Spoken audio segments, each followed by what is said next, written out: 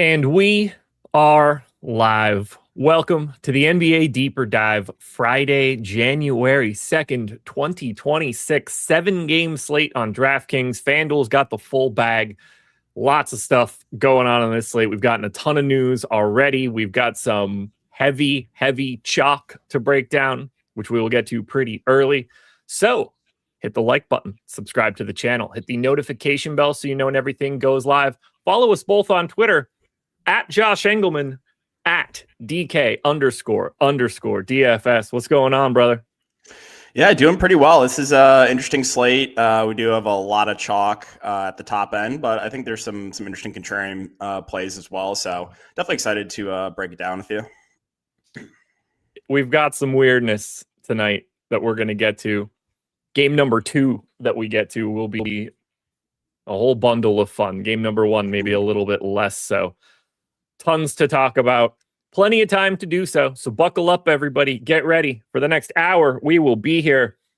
But there's an hour after this as well. 2 straight hours of coverage. If you don't hear it on this show, you're not going to hear it anywhere. Game number 1, San Antonio Spurs taking on the Indiana Pacers. This game is less interesting than most, but some spots that I find fascinating. No Victor Wembanyama for the Spurs tonight. No Devin Vassell. On the Pacers side, the only injury news they had was TJ McConnell, and he is probable. Big time ownership coming into a 7K De'Aaron Fox without Vassell, without Victor Wembanyama. Castle's around 15. Keldon Johnson around 15.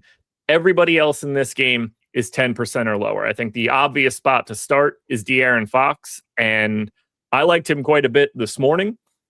That has not changed in any way. I think he looks great, especially with those guys out. His price just isn't 7K. If those guys just never exist, he's way more expensive than this. Yeah, so I think Fox looks really good here. Obviously, the ownership is there. He did play 38 minutes last game, too, which is good to see. We saw him hovering around like the low 30s for a while. So at least we know that high 30s minutes is definitely in his range of outcomes. With Wemby off the court this year, Fox is sitting at about a 30% usage rate and 30% assist percentage. So it's going to take on a much bigger role here offensively. And I think he projects as one of the better point per hour plays here in the mid-range. I am a little bit intrigued with Stephon Castle. Like, he's coming in about half the ownership of De'Aaron Fox. I think they're pretty similar plays.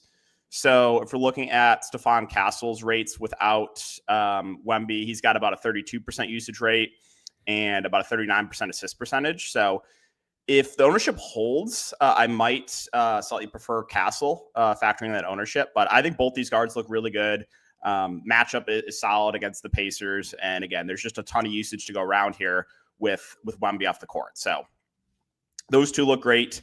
Outside of those two, Keldon Johnson's at 4,700. He's going to have a bigger role here off the bench. Obviously, there's no Devin Vassell as well. So we're probably looking at like 25 minutes or so for Keldon Johnson. He did play 31 minutes last game. So we do have minute ceiling there for Keldon. So 4,700, I think he stands out as a pretty good point per dollar value. And then outside of that, I do think Julian Champagnie is once again interesting. He had a huge game at low ownership last slate. I don't think we can expect that again, but still not getting a ton of ownership and a guy that did play 36 minutes last game. So certainly in play. Luke Cornett, I think, is interesting as a contrarian center play. Decent point per minute player. You're probably looking at like mid to high 20s minutes from him. Now there's relatively high opportunity cost, but I still think a solid value overall. Don't think I'm going to be getting to Barnes and Harper. I think there's probably just other values I'd rather get to. But yeah, Fox and Castle for sure. And then I think that Keldon, Champagnie, and Cornett are decent contrarian plays here. I agree with everything you said, but I'm going to add a little bit more weight to Luke Cornett here. Okay. No Wemby. So there's no, that threat just goes away. He's their center. And they don't have another guy behind him that's any good. It's either go small in some way or have Luke Cornett on the floor. Everybody else stinks. So he's 5% owned right now. I have many multiples of 5. I'm at 30 right now. I'm looking at him at 4K and just thinking let's just do it. Let me clear this.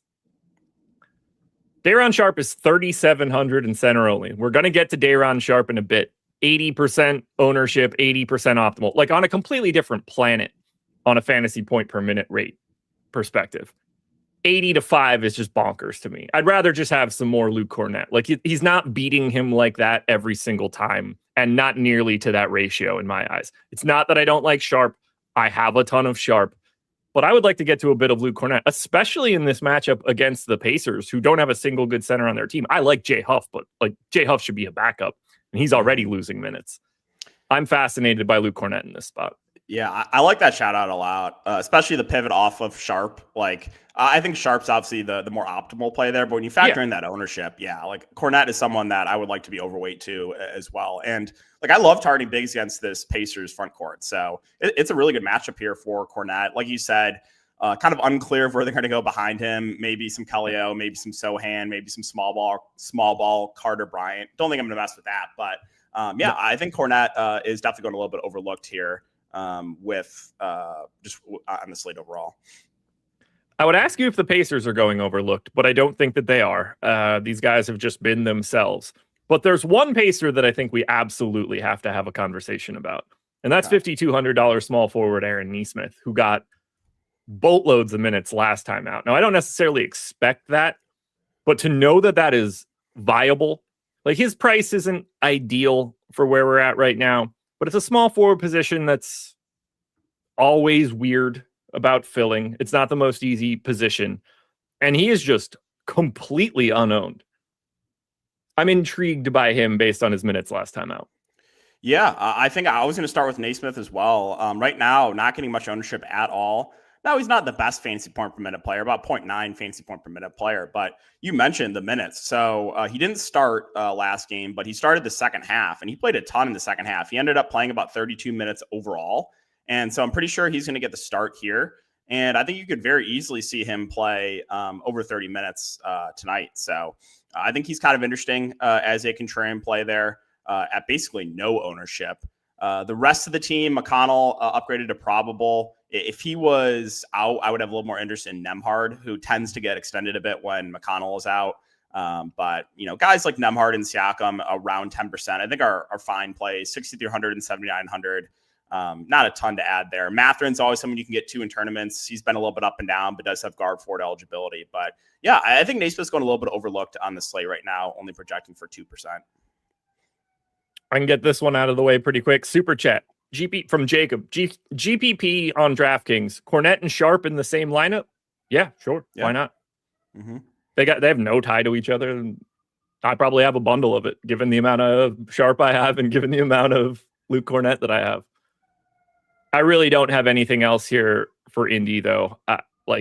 You know, if Nembhard or Siakam end up in my lineups, great. Like, they're guys that play real minutes and are good basketball players, but they just look like regular old dudes today. They're nothing. We have so many very clear spots with like billions of dudes out and crazy value that it's hard for anybody to just stand out when they're priced appropriately. And that's what Indiana is right now for me, save for Nesmith being a wild card, I guess. Nobody else is on Indiana. Yep, agree. Pull it up on the FanDuel side for everybody because why not? And it's not going to look all that great other than some obvious stuff. So we've got San Antonio in there. Apparently I didn't actually put Indiana in there. There we go. Not that it would have mattered all that much. 20% ownership to Castle on FanDuel is the most. About 15 for Keldon Johnson. The Aaron Fox on the FanDuel side, just 8% owned because he's 8,300 instead of 7K. So that changes it up quite a bit here. Everything else is all very, very different. Luke Cornett's 5,400 on FanDuel. You are not playing him there. Yep. Well, we kind of talked about it there for a second, and now we're going to get into it for real. The Brooklyn Nets at the Wizards. The Wizards are 3.5-point favorites today because that's how life works when these shit teams play each other. Brooklyn's got some guys on their injury report. Not sure if everybody's seen it, but here we go. Cam Thomas, out. Michael Porter Jr., out. Nick Claxton, out. They're G League guys with the G League team. Terrence Mann is probable for today, but with no Nick Claxton at this moment, in 25 minutes projected. Day'Ron Sharpe is projected for 80% ownership, 85% optimal. He is going to be a really good play today, whether he starts or not. We have him in as the starter right now. You never know with Brooklyn. They're weird. That said, he's such a good per minute dude. The price tag is very manageable. There is no Victor Wembanyama at center today. There is no Nikola Jokic at center today. So the opportunity cost at center is a little different than it typically could be. This is just easy value. He's the first guy you put into a cash game. I'm happy to have him in GPPs. It's a lot of ownership, though. Yeah, it is a lot of ownership. As I said, I want to keep an eye on the starting lineup, too. So I think it's going to be either him or Danny Wolf, and then alongside Clowney, Zaire Williams, Jaeger, and Terrence Mann. So monitor that. Obviously, if he doesn't start, I think the ownership will drop a little bit on him. But yeah, great point per minute player. On the year with MPJ, Cam Thomas off the court, 1.21 fantasy point per minute player. So you're probably seeing, if he starts, you're probably expecting like mid-20s minutes. If he comes off the bench, probably low 20s. Either way, though, he's going to project as one of the best values in the slate. Now, do I think he should be 80% owned? No, I think that's a little bit high, but still overall definitely looks like an amazing value play here. But there's a lot to like here for Brooklyn, right? You take out your highest futures players and you take out your starting center, and there's just a ton to go around. So looking at the rest of Brooklyn, Noah Clowney at 5K. Now, I would like Clowney more if Sharpe doesn't start, but either way, I think they're going to like Clowney will still play a lot of minutes at the 5. And he's a bit of a different player when he plays the 5 as opposed to the 4. Yeah. So 45% ownership right now. I think that makes sense. 5K. Probably expecting him to play minutes into the 30s. So this game does stay competitive. Right now, projecting for about 33 minutes. I think that makes sense. Zaire Williams, another guy projecting for a ton of ownership right now, about 40%. So he's a flat min price and he's small forward eligible. If you take a look at the main slate, there's not a lot of great plays at the small forward position. So I think Zaire Williams is getting a lot of ownership, not only because he's a good value, but also because he's got that small forward eligibility. If you take a look at last game too, like the minutes were looking great for him if the game would have stayed competitive. He played 9.5 minutes there in the first quarter and then 8.5 in the second quarter. In the third quarter, he played a little over 9 minutes, and the fourth quarter never came back because the game was a blowout. But if that game would have stayed competitive, like I think you could have very easily seen over 30 minutes from Zaire Williams. So I really like him. And again, small forward position is great too. So those three are getting a ton of ownership, but there's still more to like here for Brooklyn. Danny Wolf is 4,300 right now, projecting for about 15% ownership. I think he could start. He started last game. He's going to have a bit of a bigger ball handling role here without Cam Thomas, without Michael Porter Jr. And so I think he looks like a decent value play there at 4,300. Jaeger, I think he's going a little bit overlooked here at 4,600. I think the ceiling is pretty high on him when you take out, MPJ and Cam Thomas. Looking at assist rate, got about a 23% assist percentage with those two off the court, but obviously going to have a bigger role here. So he looks good. I even think you can make the argument for Terrence Mann right now, projecting about 2% ownership.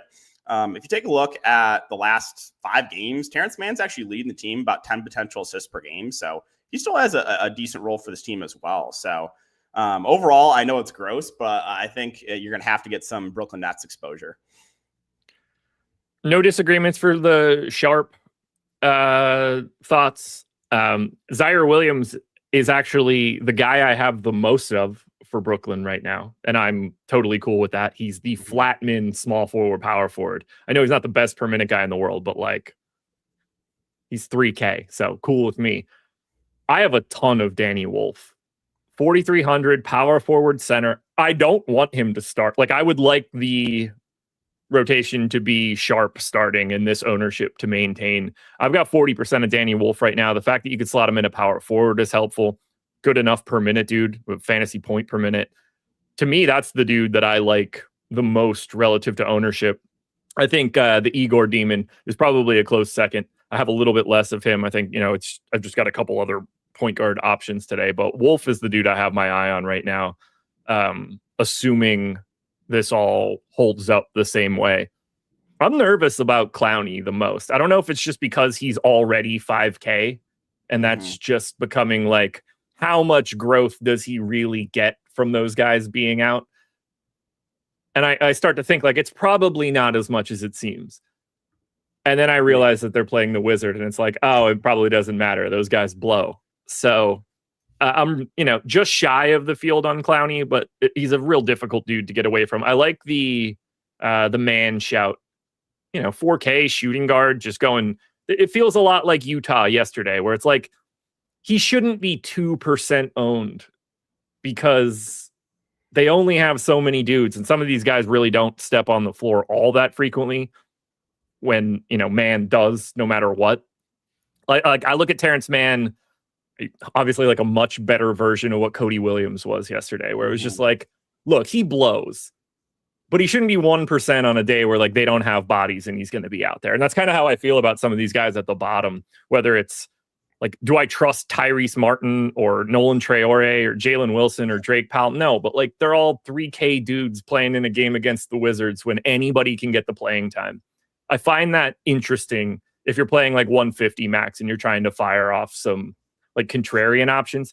Get some of these guys that aren't getting ownership on a team where they might just play 24 minutes anyway. Right. Yeah. So Brooklyn, there's some interesting contrarian plays here. So I think you can definitely use some of these guys to get different. I think Brooklyn, and Angelo's saying it in chat, Drake Powell, Tyrese Martin, Wilson, it's all the same guy. I would probably add more people to Brooklyn from the list of like, I don't know who's who here. Like when that they've got so many guys that are like interchangeable in my brain as like something in the point guard, shooting guard, small forward realm. Everybody's always priced the same with some sort of crap MPE. They all play like 16. I can't Brooklyn so much. It's true. I really do.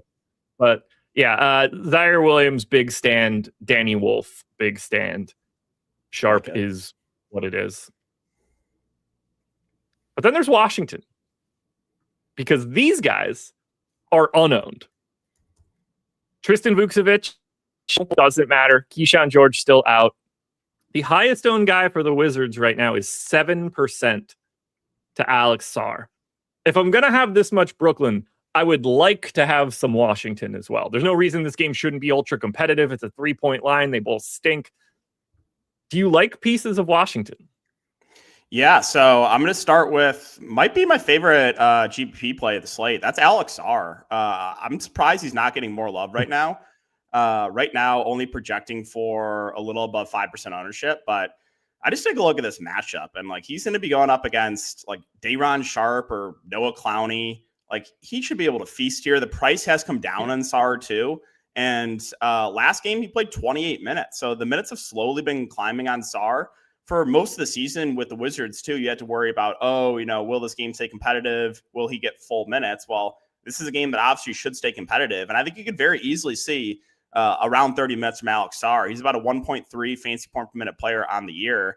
And I just love the matchup for him. So yeah, he's one of my favorite GP plays of the slate right now. Really, really love Sarr. Outside of him, not a ton here. The Wizards, I think McCollum is playable at 6,500. It takes out a little bit of a bigger ball handling role without Keyshawn George. Probably going to be in that low 30s minute range. He's always like a last guy in for me, unless they're really shorthanded. Trey Johnson's had a bigger role. He's at 4,400, but I think there's better value plays that I would rather get to on the slate. But the minutes have been climbing on him, 26, 25, 28 over the last 3 games. So he's at least playable. But that's probably it. I don't think I'm going to get to Koulibaly. I'm not going to get to Middleton, but yeah, overall, I love Alex Sarr today. Okay, it's not that I don't like Alex Sarr, but I did take his under in PRA on Prize Picks this morning. So I'm passively cheering against him. I have 10% of him. I would happily take a little bit more. I think when it comes to DFS itself, I prefer Cornet just because of the price and what it gets me elsewhere. But I agree with everything you're saying here. Like, he's better than everything else that's out there. And the thing that interests me the most about Washington today and why I'm curious about how I get to a little bit more of them is that they're so infrequently in real games. Like, could Sarr just play 31 minutes today? Could Easily. Like, does CJ play 35 if it's competitive? Because he does that from time to time. Like, we know Middleton's not falling into, like super extra minutes. That's not happening. But I would not be surprised that like CJ at 3% owned, 6,500. It's not going to be a great price, but it's a solid enough matchup. And if this one is competitive, I would not be surprised at all if he played like 34 minutes. There's something here for Washington. Whether however you want to carve it out, there's something there. But the ceiling on Sarr looks massive today.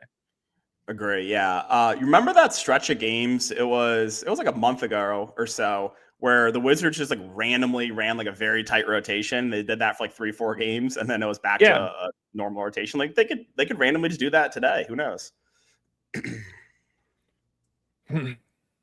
I wish I had like a real good feel here, but either way, if you're going to have that much Brooklyn, don't be afraid to have something from this side. And, lean towards the dudes that have the minutes upside. Sarr, CJ McCollum. I think Trey Johnson probably does to a degree. You never know if they're going to unleash Koulibaly at some point at 5,100 for a couple extra minutes, but there's something here for Washington. I got to show this one on the FanDuel side because obviously this will, or could, but you would expect to look very different. And it does. Day'Ron Sharpe is 4,800 on FanDuel. He's 50% owned, center only. Danny Wolf is 3,900, but small forward, power forward eligible. He's 42% owned on FanDuel. Very different vibes here. Clowney's 40%, and then it falls off.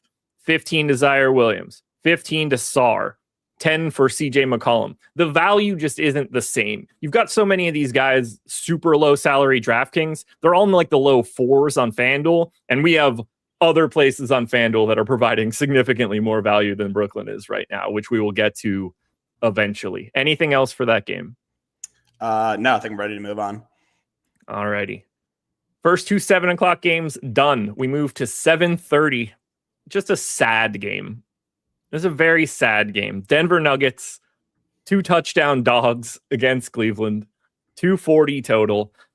And the Denver scene is just, it's tough right now. Aaron Gordon out, Cam Johnson out, Christian Brown out. You guys are aware Nikola Jokic got hurt. He's going to be missing about a month. Joe Val immediately gets hurt and is going to miss a month as well. I was all about getting to De'Ron Holmes at some point in time as he like one day gets this giant chunk of extra minutes. Well, that day is here already. He's 4,500 center only on DraftKings, and they don't have any other options. He's barely pulling any ownership because of the price bump. There's no real ownership coming into this game at all. 9,500 for Jamal Murray at 15% ownership. 9K for Donovan Mitchell, around 15% ownership. Everybody else, 5% or below. Do you want anything here? Yeah, so I guess I'll start with Jamal Murray. He's 9,500, getting about 15% ownership. Obviously, Denver's really going to lean on him here with basically the entire team out. Last game, Jamal Murray had 18 potential assists. Usage rate wasn't as high, but not super worried about that. He's going to be chucking when he's out there. So I think Jamal Murray's fine. A little bit concerned, obviously, about this game getting out of hand. And if it does get out of hand, it would affect a guy like Jamal Murray a lot more than some of these cheaper pieces. But yeah, if you think game stays competitive, I think Jamal Murray is totally reasonable. But yeah, no other real ownership coming to this team, which I think is a little bit interesting. They ran a very tight rotation last game, too. Only 8 guys. So I'm expecting Day'Ron Holmes to move in the starting lineup here. Played a decent amount there in the second half. He has decent G League numbers too. I was taking a look. 35 minutes per game, about 21 points, 7 rebounds, 4 assists per game. So he's a guy that can do a little bit of everything.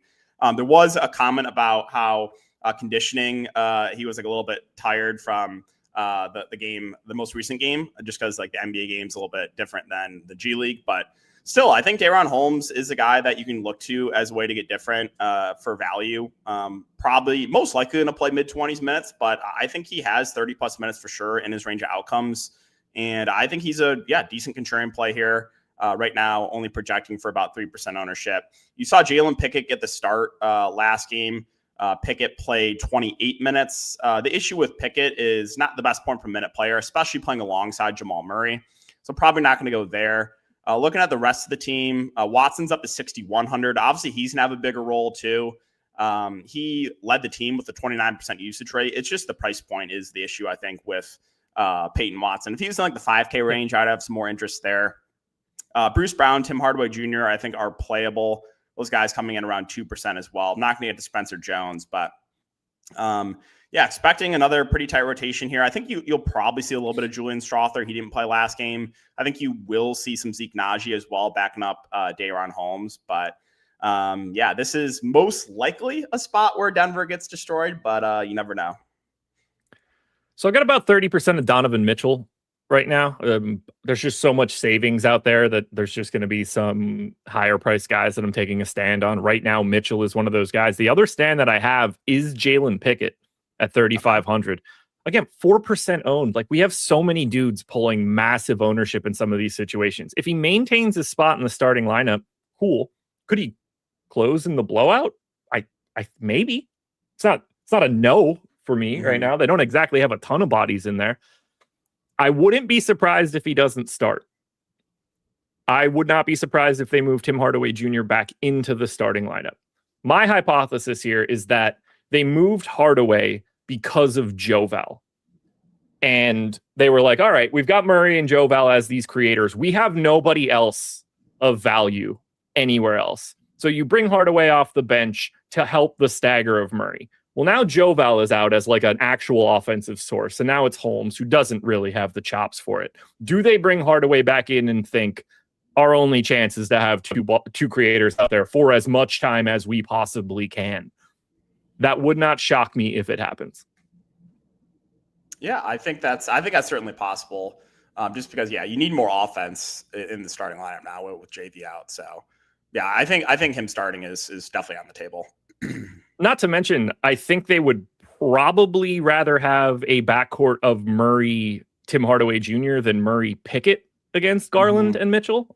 Could be wrong. Not that Tim Hardaway Jr. is good defensively, but Jalen Pickett's 6'2". So I'm keeping my eye on it. I don't know. It's not going to matter all that much. These guys are just going to have to play one way or the other. Like, Tim Hardaway Jr. is still getting 28.5 minutes either way. It's something I'm going to have my eye on, though, just because they don't have any bullets left in their gun when it comes to offense. Their defense is actually going to hold up better than you would expect. They're not going to be able to create a damn thing. How do you want to handle the Cleveland side of this one, though? I guess I should mention for Cleveland, Q-tag Dean Wade, Q-tag Sam Merrill, DeAndre Hunter is probable. So Cleveland could look a little bit different by the time we get there. Yeah, so for Cleveland, I think it would basically just be Mitchell and Mobley right now. So Evan Mobley last game played 29 minutes, lost the last 3.5 minutes or so due to the blowout. So in a competitive game, I think you could definitely see Mobley play, 32, 33 minutes here. He's only 7,400. So he's in play for me, as is Donovan Mitchell at 9K. Massive ceiling right now, projecting for about 10% ownership. No issue with either of those two. Outside of that, though, I think it's pretty tough to get to anyone else. Cleveland just runs a very deep rotation. Yes, you have a couple questionable players here, but they'll just dust off. Like, if Merrill's out, they'll just dust off Lonzo most likely. If Dean Wade's out, you'll see more Tomlin. So, I don't think I'm going to get to any of the value here for Cleveland, but I think Mobley and Mitchell are the two guys that I'm looking to. Mobley around 4%, Mitchell a little above 10%.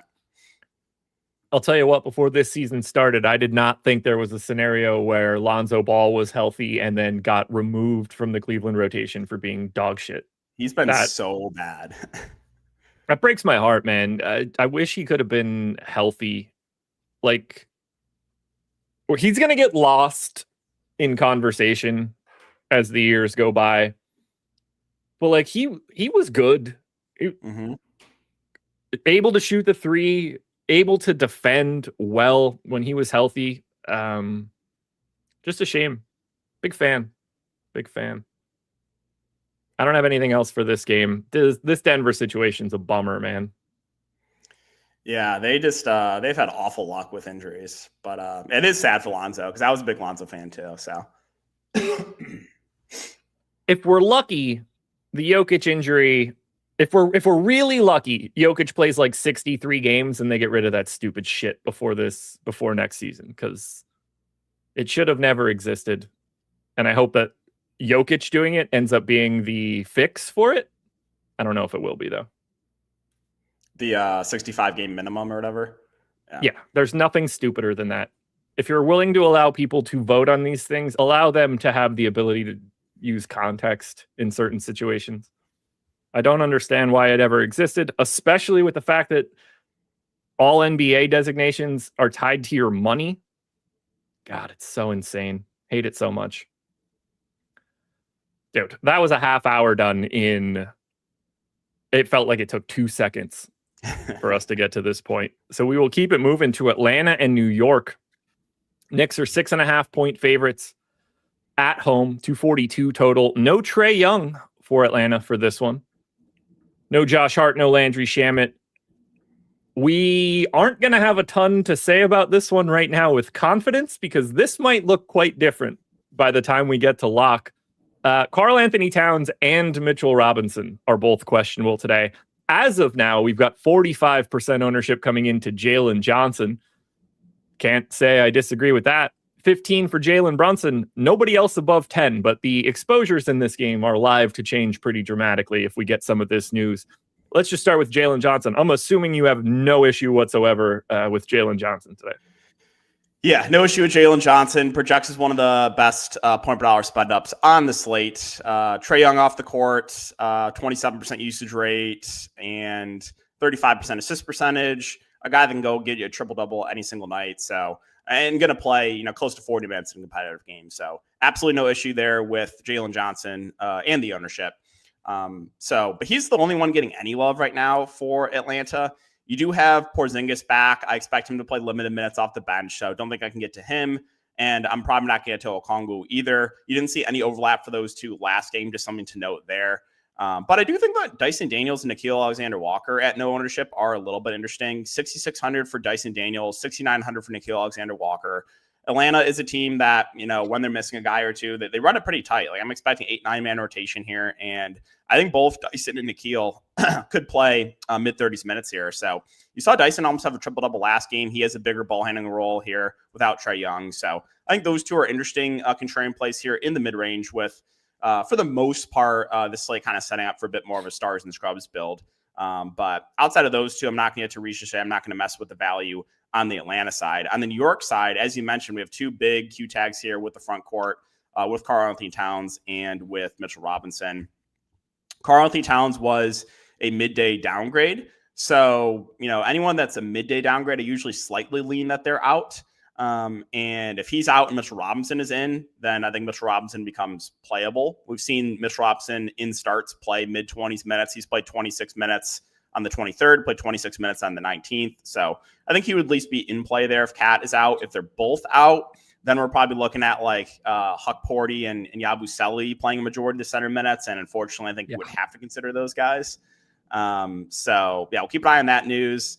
But assuming everyone's in, I think for the most part, it's just Brunson and Cat, as it usually is for New York. 9K for Cat, 9,200 for Brunson. I like the spot for both these guys. So they're both in play. But yeah, we're going to have to keep an eye on the injury report here for New York because I'm hoping these guys play. I really don't want to mess with the New York bigs. I have 30% of Cat right now, so I really do hope that they end up in. I never know what to like, especially now with the extra reporting for the injury report. I never know how to feel about it, especially when it's illness and a star. I just never have a feel. Like it could be anything. He could feel like shit all day, get to the arena, do a warm up, and be like, I guess I'm good. Yeah. Illness is like it's Towns. Like they're going to give him all the freedom to figure it out. It's not somebody shitty. Right. If it was like an actual injury, then I would be a lot more confident that he would not be playing. But illness is it's like a little more 50-50. That news is going to be massive, though. And the truly interesting piece there, if that happens, is that you will have already locked up quite a bit of center spot at that point with Day'Ron Sharpe. Right. So the swaps will become interesting. Let's hop to FanDuel for this one. New York Knicks. Atlanta Hawks. Very different experience on FanDuel. 15% ownership to Jalen Johnson, 15% ownership to Jalen Brunson. Everybody else 10 or below. Mitchell Robinson 4,900 if that comes into play. The rest of the idiots on the FanDuel side for the Knicks, if they both end up out, will still look pretty good. But this is a game that's not getting a lot of love right now and could change if we end up getting that news. Folks, hit that like button if you haven't done it yet. Don't forget, Live Before Lock coming up next. Greg Ehrenberg, Chris Spags, taking you all the way to 7. And I would be remiss if I didn't tell you to download the Tails app. The link is in the description of this video, whether it's sports betting, pick'em, DFS, whatever you're looking for. Totally free to download, totally free to follow anybody.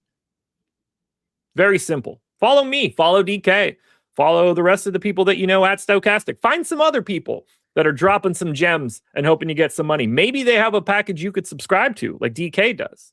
You find out, damn, I want to subscribe. He's printing money over there.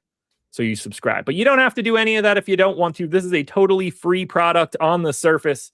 So there's no reason you guys shouldn't check it out. We are dangerously close to 1,000 ratings on the Apple Store. We didn't hit the mark like we wanted to for Christmas, but we're like 50 shy right now. If you guys could download, leave that rating, it would help us out a ton. Game number, I don't remember, 5? 5. Okay. 5, yeah. Or Orlando Magic, Chicago Bulls. We're getting the Bulls experience once again, but the prices are starting to rise. There is very little coming in here, but it's spread out at the top. Jalen Smith, 15% owned. Paolo Banchero, 15% owned. Trey Jones, 15% owned. Bane, Vooch, both around 10. Falls off a cliff after that. No Zach Collins, no Josh Giddey, no Kobe White. Maybe no John Isaac for the Orlando Magic, as if that matters in any way. But is there anything jumping out for you here? Because we've obviously got a bunch of missing bodies for Chicago. Good spot for Orlando. Revenge narrative alert. Vooch, Wendell Carter Jr. Lots going on here. Anything stand out?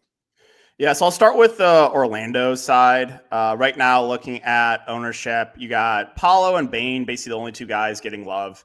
I think Paolo is an interesting pivot off of the chalk that is Jalen Johnson and Denny Advia kind of at the top end. 8,600, I think, is a reasonable price point. He had that stretch of games where he was really bad for like 3 straight games, but last couple games, he's looked back to normal. In those games, last game, 36% usage rate. The game before that, 28% usage rate. Also leading the team in those 2 games with 10 potential assists per game. So very involved, good rebounder as well. And love the matchup for him against Chicago. So I like Paolo as a pivot off of some of the chalk guys at the top end. Desmond Bane at 7,300, I think, is fine at around 10% ownership. I think for me, I'd rather get to Paolo over Bane, but Bane's still definitely in play. The rest of Orlando, I think, is tough to get to for the salaries. I don't think Suggs is going to play full minutes yet. And then on the Chicago side, so still pretty shorthanded here. No Giddey and no Kobe White. Keep an eye on the starting lineup here. So last game, they started Jalen Smith alongside Vooch. I think they could go back to Kevin Huerter in the starting lineup here. So that is pretty important. Either way, though, I think you will get overlap with Vooch and Jalen Smith. So Vooch at 7,100. He played 34 minutes last game. I think you're probably looking at, close to mid-30s minutes from him in a competitive game. So like the ceiling here on Vooch at around 10% ownership. Jalen Smith, if he comes out the bench, wouldn't like him as much, but I still think he would be in play. And then I think Trey Jones is going a little bit overlooked too at 5,100. It just has a really big ball handling role. So last game, played 27 minutes and still, I think, finished with 20 plus potential assists, I want to say. Let me bring up Chicago here 1 sec. But it was a lot of him and Io. Yeah, 23 potential assists last game for Trey Jones, 60 passes made. So he has a really, really nice role. I think he's going a little bit overlooked on this slate. So like him a good amount there. Kevin Huerter right now only projecting about 5% ownership. He's got guard forward eligibility. Like I said, I think he could start over Jalen Smith. If he does, would like him a lot more. Guys like Buzelis and Io, I think, are playable. 5,200, 5,400, or 5,200, 5,500 respectively. Io didn't play as much as I thought he would, but I still think if he's playing well, you could see around 30 minutes from Io. You saw a huge game from Okoro last game, but his price is up to 4,400, so I think that makes him out of play. But yeah, overall, I like Vooch. I like Trey Jones a good amount, and then keep an eye on that starting lineup with if they go Huerter or they go Jalen Smith. I could also see them going Dosunmu with the way that with the way that Orlando runs their rotation going, 3 guards, do you want to just have Buzelis line up at the 4 alongside Banchero, and then you have Trey Jones, Okoro, and Dosunmu to just rotate through those other 3 guards? Could also just be Herter, depending on if you want the offense there, sort of the defense there. Either vibe works. But yeah, I would not be surprised at all to see Jalen Smith not be in the starting lineup. I don't think it's a great spot for him to be in the starting lineup, unless you're just thinking like size matches up with Banchero. But I think Banchero goes right through him. So I'd be curious to see if they make that change. Is there I got 30% of Trey Jones, so I'm with you there that I think he's a little underrepresented. So do our projections. Sizable positive leverage, probably one of the higher numbers that we have here. So that stands out to me as well. I don't have much of the rest of this game, though. I'd like to have a little bit more, just because I think Chicago is Swiss cheese right now, and it's a really good spot. But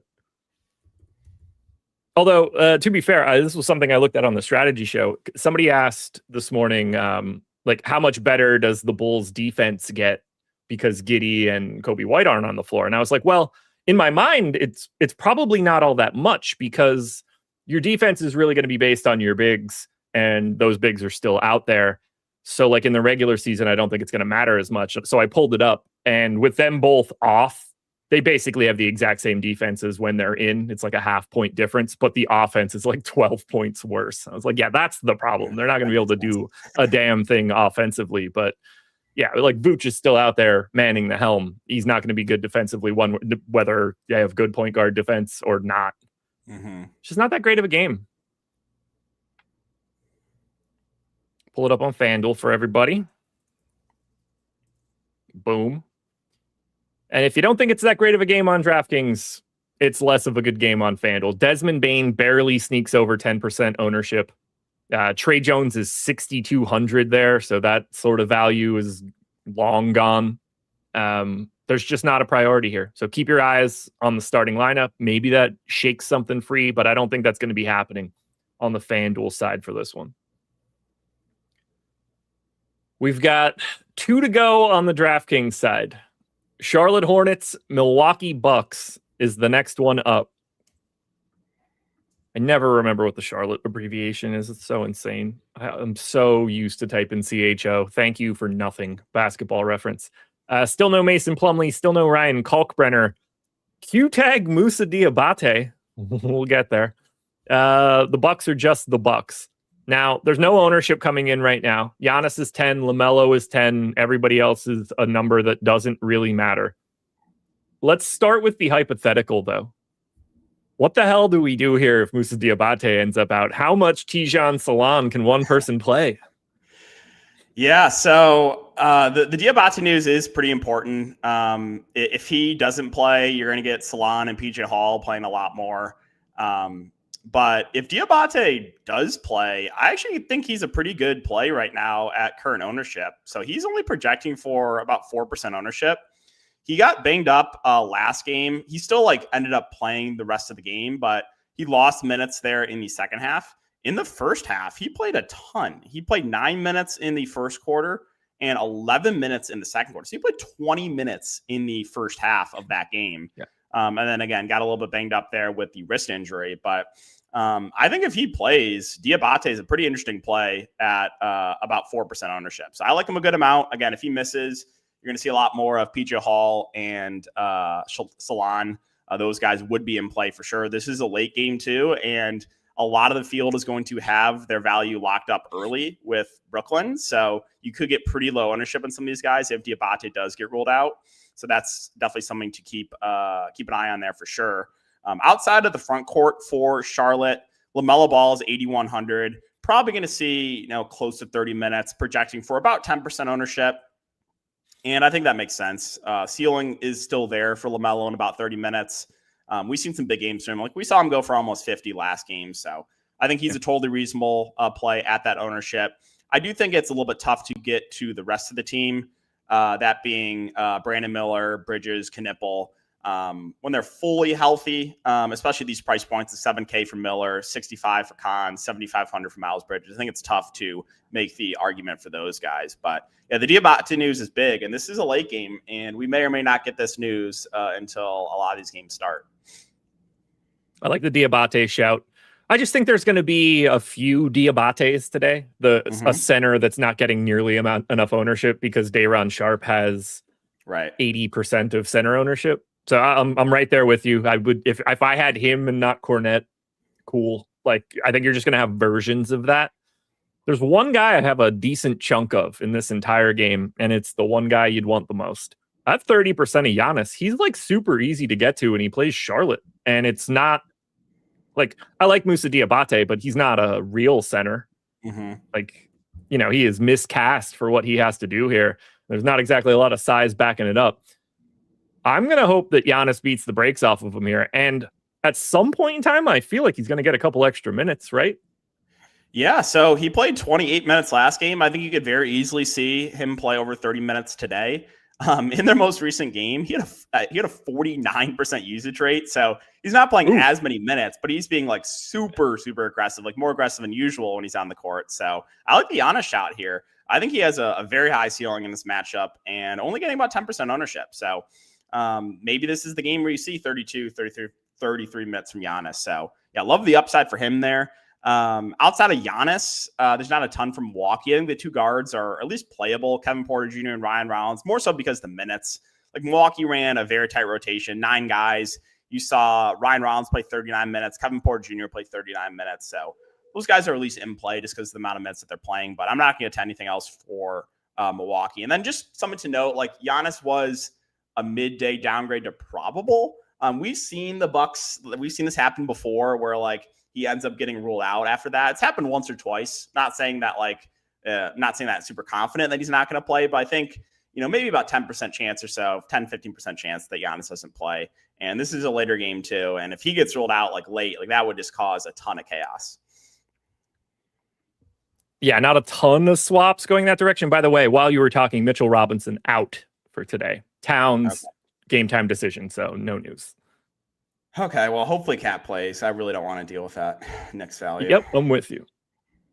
Yeah, I barely have anything in this game. 1 share of LaMelo, 1 share of Miles Turner, not a single share of a Charlotte Hornet, but I have 30% of Giannis, and I feel great about it. I have infinite salary. I'm shocked that he's 10% owned, if I'm being honest. Like, he's, to me, super easy to get to. And that's not stopping me from getting other payups. Just to sum it up, I have 60% of Jalen Johnson. I have 55% of Denny Avdia. Like, I'm 30% Donovan Mitchell, 30% Karl Anthony Towns. There's just a ton of salary. I'm happy to go this direction. The guys that I'm actually not getting to are Jamal Murray and Jalen Brunson, but whatever.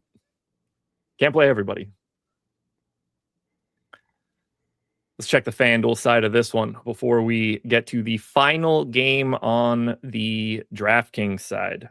So that's Milwaukee and nope. See, I typed the Charlotte thing in wrong immediately. Giannis 15% owned. KPJ, your next highest owned guy at 6. So it's just the Giannis experience on FanDuel as well. So let's close it out with the final game on the DraftKings slate. This one's going to be a bit of a doozy as well. At least we got this one late. Portland and New Orleans. And I don't know if you were paying attention all day, everybody, but we got some New Orleans news that changes the slate just a hair. They're missing most of their team today. So Derek Queen, out. Herb Jones, still out. Sadiq Bey, out. This is where it gets interesting. Trey Murphy is technically questionable right now, although we were told already today that he is out. We have him out of the projections in here, but in the injury report right now, he is still technically listed as questionable. I don't know what to do with any of that piece. I just want it to be known that pay attention to the injury report because officially they haven't ruled him out yet, which I find to be a thing. Ultimately, I hope it doesn't matter. What this is creating, though, is 50% ownership to Denny Avdia That's happening just because you have infinite salary and he's at a good positional spot and he does everything right now. And then it's just a sea in New Orleans. 50% to Jordan Poole, 40% to Zion. Then it tapers off, 15 for Fears. Welcome back, Bryce McGowan's. He's 12. Misi's here, and we don't know what to do with him. Alvarado is here. Looney is here as unknown dudes that we could have conversations about. Let's start on the Pels side, and let's start with the two guys that are getting a ton of ownership. I'm confident you're like, cool, Zion's 35, don't mind it. How do you feel about Poole? Yeah, so Zion, no issue at all. I think he's going to play around 30 minutes. Going to have a much bigger role here too, without Queen, without Trey Murphy. He looks great. Jordan Poole projecting for about 50% ownership. I mean, he's definitely underpriced. I think he's going to start here alongside Zion, Fears, McGowan's, and then one of Misi or Looney. And so I like the ceiling on Poole. Does 50% ownership scare me a little bit? Yeah, a little bit, but I mean, he's going to take on a much bigger role here. Relatively small sample size, both Queen and Murphy off the court. He's got about a 30% usage rate. Minutes have been decent for Jordan Poole as well with a fully healthy team. He's usually in like the mid-20s minute range. I think you could very easily see over 30 minutes today. And so I like the ceiling quite a bit on Jordan Poole. I do think it's interesting, though, that he is 4x the ownership of Fears. I think those two are relatively similar. Like, I think straight up I'd rather have Poole, but when you factor in ownership, I think you could definitely make the argument to play Fears over him. So I think Fears minutes a bit more secure here as well. I know he's been a little bit up and down recently, but I think he's interesting as a pivot off of Poole. I don't think I'm going to get to McGowan's. I know he'll probably have to play a decent amount, but just not the best per minute player. I think that there's just other value plays I'd rather get to. So I don't really see the massive ceiling there. And then I want to keep an eye on the center minutes or the whoever starts at the 5, whether it be Misi or Looney. They also have Makovich too. I think could play a bit there as well. Alvarado is completely unowned. He's 3,900. He's back. I think he's at least playable in large field tournaments. We've seen games where Alvarado has played like high 20s, low 30s minutes off the bench. So I think he's at least interesting as well. So yeah, this team is very shorthanded. I still think they're gonna, play probably 9 guys or so in their rotation. But yeah, Zion and Poole both look great. Poole ownership scares me a little bit, but there's some interesting GPP plays here as well. And guys like Fears, Alvarado, and then keep an eye on the center, whoever starts there. I think Misi probably has the highest minute ceiling of anyone. He's only 3,700. So if he starts, would like that a little bit more. Yeah, I'm a little light on Poole right now. I have 35%. I feel pretty good about that. 48 just feels a hair high, but he clearly looks like a good option. I'm right with the field on Denny, and I'm 50. Oh my God, I'm going to choke. You're good.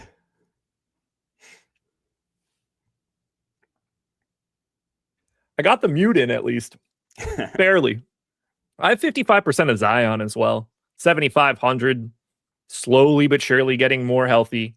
Now has free reign to do whatever he wants. All the real bodies are starting to leave. So happy to get there. I am light on Fears. That scares the shit out of me. Just because of the Poole ownership. I'd like to have a little bit more there. And then I'd love to roll the dice on the Misi Kevon Looney duo. I basically just pick Cornet instead of the two of them. Mm-hmm. I guess. It's weird. Do you like anything else on Portland other than Denny? I assume you're totally fine with Denny. Yeah, so Denny obviously looks like one of the better spend ups, right? Project for about 50% ownership. Usage is great. The ball handling role is great. So yeah, he looks great. I think it's hard to get to Shaedon Sharpe at 7,500. Minutes haven't been as high on him with kind of the emergence of Caleb Love off the bench. So I'm not going to get to Sharpe. I do think you can make the argument for guys like Kamara and Klingon. Klingon's another contrarian center that I think is at least playable here. I love targeting bigs against the Pelicans. Kamara, 5,800, probably going to have to play all the minutes that he can handle. So I think he's playable. Caleb Love's minutes have ticked up, as I've mentioned, but there's probably other value plays I'd rather get to. He has got extended a little bit, too, because of blowouts recently. He closed the blowout last game, played 30 minutes. So not completely out of play, but not someone that I think really stands out on this slate. So, yeah, outside of Denny, nothing really standing out. But I do think there's some guys you can at least look to as ways to differentiate your lineup. It's a hell of a game, man. I'm really curious to see where this Trey Murphy stuff ends up. I don't know why the Pelicans haven't ruled him out yet on the official injury report. It's just weird. Yeah, that is weird. Because I saw Like, what are the Pelicans? Are they trying to like not let Portland prepare? Like, what are we doing here? Yeah, because wasn't there a report that he's like not expected to play? But yeah, on the actual injury report, he's still listed as questionable. That's weird. So I guess Mark Haynes reported that he's out Okay. per the Underdog tweet, but that was an hour and change ago. So that was at 3:56. There's been like 8 injury reports since then. Mm-hmm. Thanks, Rounder. I'm sure he texted you about it. I'm going to go with the official NBA injury report instead of a tweet or what you say in chat. I'm going to go ahead and assume that those two things are more interesting. For the record, he's out of our projections. He's out of my projections. I assume he's going to be out. But typically, I like my guys to be actually ruled out. Here we go again. Please stop paying attention to FanDuel and DraftKings injury status. They're all getting it from the exact same place. They're not tied into the NBA. That's been a thing for like. Why 10 would I years look now. up? Oh my God. Never look at that. It's I should get it tattooed on my forehead at this point in time for the amount of times that I've had to say it. The fact that people like it makes me I don't ever want them to change it because people make giant mistakes over and over again because of the injury status on DraftKings and FanDuel. I promise you it's meaningless. The NBA releases an official report every 15 minutes. I feel like that one's probably the best source of information. I could be wrong. That said, I'm sure he'll get ruled out while I'm talking shit. What a slate, man. Truly. I mean, all right, let's do it. Look at the line in the sand in ownership. I'm going to start reading off numbers. 81, 53, 48, 45, 44, 38, 38, 37, 17. There is a 20% ownership gap between Zion Williamson and Steph Castle. Yeah, it's a really interesting slate. 8 dudes 37 or higher, and then there's a 20 percentage point gap between those guys. There are going to be some eggs laid here. Yeah, which of like the high owned guys are you most likely to not have? The super chalk guys. Poole is one for me for sure. Yeah. I would say the guy I like, Clowney, is probably my second least favorite of the top guys. Yeah, I would say probably Clowney and Poole too. I think we're in agreement there. Just because with Clowney, like there's just a lot of other nets you can get to, and Poole, like he still does have a floor, even though he doesn't have a lot more opportunities. So, yeah, I think we're in agreement on those two. Even though they're still good plays, I just think they're going a bit overowned. All right, here's the data that's going to really mess with people's heads. So I just said there's 8 guys 37 or higher that it's different. Mm-hmm. The sum total of all 8 of those guys' boom score is 377. Let's just, for numbers' sake, round it up to 400. What that means is that the most likely scenario for those 8 guys is that 4 of them do not hit their boom score. That is the most likely scenario. 3 and 5 are obviously going to be bookending that, but you're expecting 3 of these dudes to stink today and ruin your stuff, and realistically, probably 4. Fine, if you can figure out who they're going to be, great. But that's the expectation based on the data. You're going to have at least 3 or 4 of these names that really ruin your lineups. That's when I start thinking about slates like that, it's like, oh, I hate every bit of this. I hate sweats. I hate building my stuff. I hate all of it. Because it's like, all right, they're all sort of, they're all 45% boom dudes besides Daron Sharp, which means like every 2 you grab, one of them stinks. Yep. Fun. DK, tell the people where to find you. Yeah, you guys can find me over on Tails. So currently I have DFS content, as well as player props. So that's Pick'em, Prize Picks, Underdog, as well as sportsbook stuff. Track all my plays over on Pickett, third-party tracked. So, yeah. It's a solid Prize Picks recap. Not bad for $5 at a pop. Yeah. I wish they'd let me bet more, but fortunately, no. Down to over 50% ROI. Not too shabby, brother. Subscribe to DK. Take a minute right now to do it while we transition to Live Before Lock. Greg Ehrenberg, Chris Spags, welcome aboard. There's my guys. What's Sorta. up, guys? I was my bad, DK. I was trying to add my screen to the screen here, and things got moved around when Josh's came off screen. So then I accidentally removed you. It wasn't intentional, but happy New Year's, guys. And interesting slate that we've got. I'd say better than yesterday's slate, because yesterday's slate was just kind of jam the Jazz guys and just filter some high price guys around them. We've got some more decision points to make today. Clearly, there is some pronounced chalk. You guys have mentioned at the tail end of your show something that I'm pretty interested in, which is when the NBA instituted this new rule, injury reports every 15 minutes. Bettors on social media were like, well, now there's going to be no way to get the information or there's going to be no way to beat the books to the information because everything's going to be updated so quickly. No. Here's what's happening. There are 15-minute intervals of incorrect injury reports, such as Trey Murphy, who we don't think is going to play, but the Pelicans don't know. They just haven't updated their injury report. They just submit the same inaccurate injury report every 15 minutes. So this 15-minute interval of injury reports, it's total nonsense. Yeah, Couldn't agree more. Not a huge It's factor. weird. So I want him to play so bad. That's the reply of two guys who are trying to get the hell off the stream. That's what I felt on that.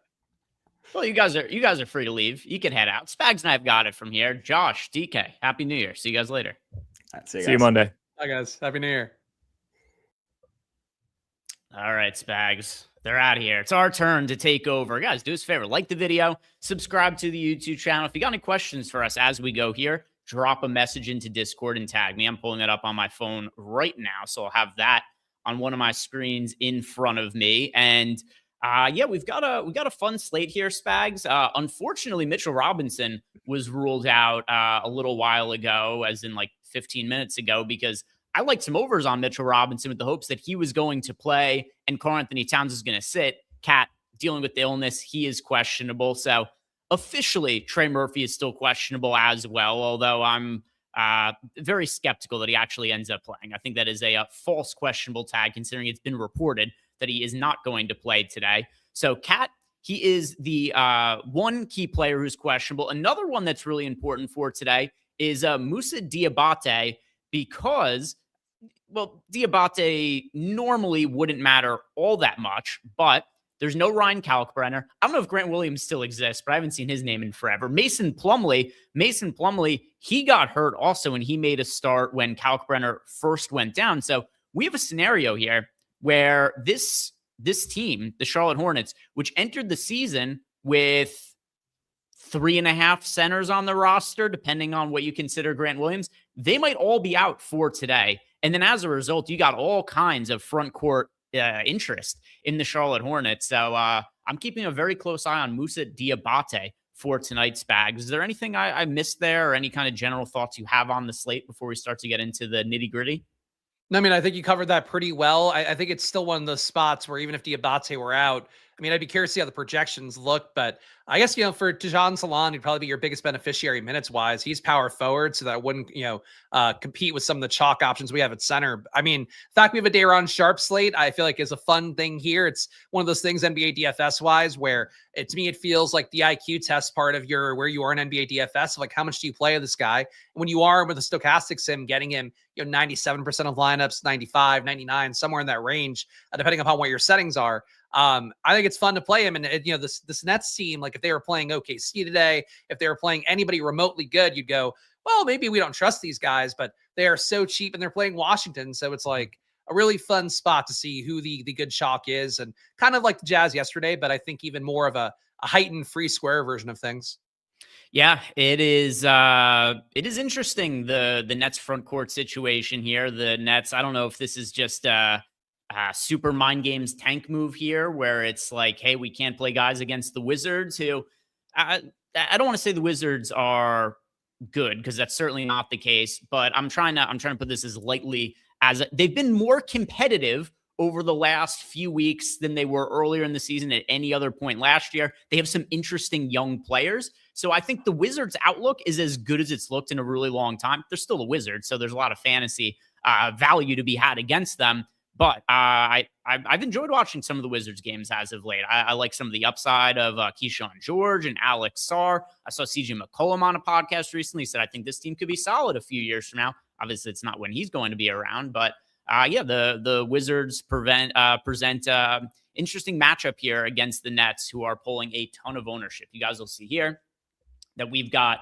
Zaire Williams just under 40% owned from the Nets, Day'Ron Sharpe just under 80% owned. Your other chalk pieces on the slate, Deni Avdija 52% owned, Jordan Poole is 47% owned, Jalen Johnson 46% owned. We've got Noah Clowney, another net at 45% ownership, De'Aaron Fox 40% owned with Wemby out. Then you got Zion 38% owned. So for a slate of this size, Spags, we got 1, 2, 3, 4, 5, 6, 7, 8 guys that are in the neighborhood of 40+% owned.